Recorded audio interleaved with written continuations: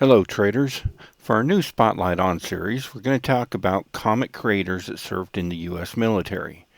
There's a long history of comics and an even longer military history. It would be unheard of if the two hadn't crossed paths. For this series, we're going to focus on 6 iconic creators and their service, as well as the characters that they helped create. Next video, we'll look at our honorable mention creators. In part 1 of our Spotlight On, let's look at the honorable mention creators who served in the military. Alice Marble was a notable Wimbledon champion before DC approached her for an endorsement for Wonder Woman. She would go on to work as an associate editor for the title until she served in the U.S. Army Intelligence as a spy and obtained Nazi financial information. Her mission was cut short when she was shot in the back by a Nazi operative. Legendary Superman artist Curt Swan fought in World War II and became the definitive Superman artist during the Silver Age.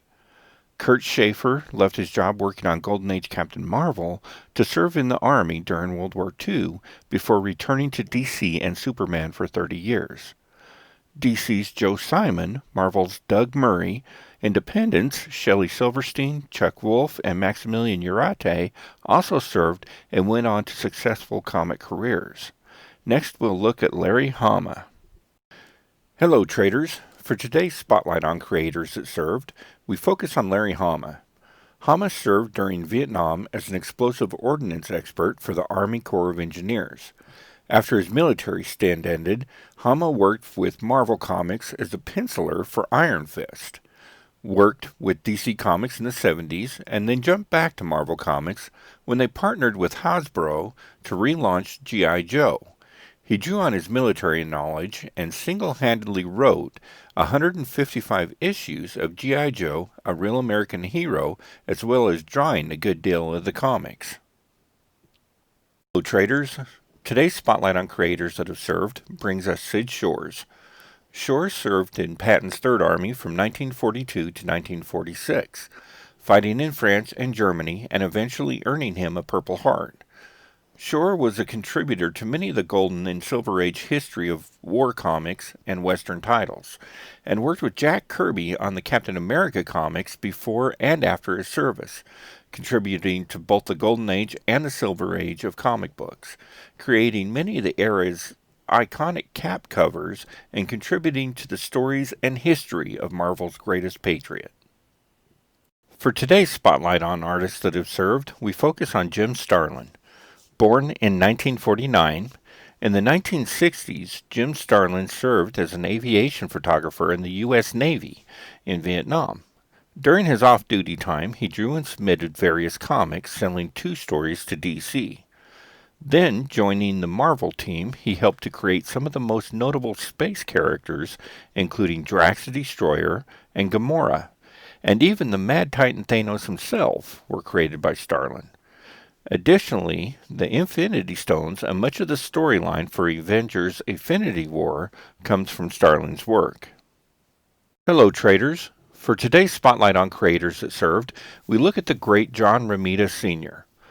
Drafted into the Army in 1951, Ramita was stationed on Governor's Island in New York Bay and assigned to the job of creating layouts for recruitment posters.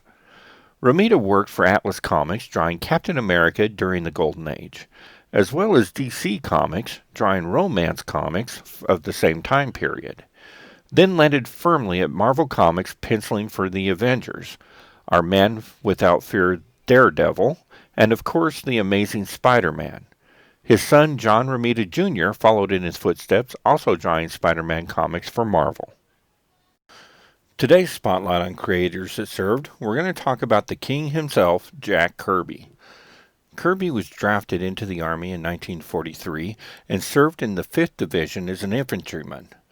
A cartoonist before he started his military service, when his lieutenant found out Kirby could draw, he was put in charge of scouting towns to create reconnaissance maps.